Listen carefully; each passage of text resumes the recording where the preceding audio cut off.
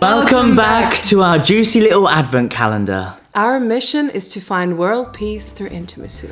I'm Shaft Uddin. And I'm Ronya. And today we have exercise Number 11.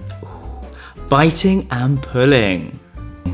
You may have seen this in some of the streaming channels, but here's how to do it properly.